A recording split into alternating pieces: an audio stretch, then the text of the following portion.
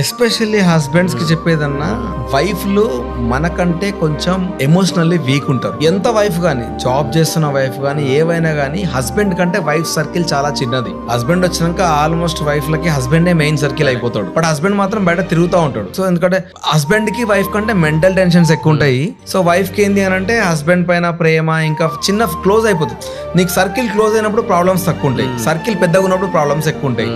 నా పాయింట్ ఏంటంటే హస్బెండ్ ఏం చేయాలంటే, నాకు ఇన్ని ప్రాబ్లమ్స్ ఉన్నాయి ఇవన్నీ చెప్పకుండా, నీకంటూ నేను నమ్మి నీ వైఫ్ ని ఇంటికి వచ్చింది కాబట్టి ఆమె బాధపడకుండా చూసుకునే రెస్పాన్సిబిలిటీ అన్న. నీ దగ్గర డబ్బు ఉండని ఉండకపోని అట్లీస్ట్ ఆమె మూడ్ ని బట్టి, ఆమె మూడ్ బాగాలేదనుకున్నా వాళ్ళు ఏం కోరుకోరన్నా, మనం పక్క నుండి నేనున్నా నీకు, లేదంటే వాళ్ళని ఒక 2 నిమిషాలు నవ్వించగలిగితే చాలన్నా. ఎందుకంటే ఇప్పుడున్న సిచ్యువేషన్స్ లా అసలు టైమే సరిగా దొరకట్లేదు కలిసి ఉండడానికి. ఆ ఉన్న కొద్దిసేపు ఏవో ప్రాబ్లమ్స్ మాట్లాడుకుని గొడవ పడే కంటే ఉన్న కొద్దిసేపు ప్రశాంతంగా గడపడానికి టైం చూస్తే చాలన్నా.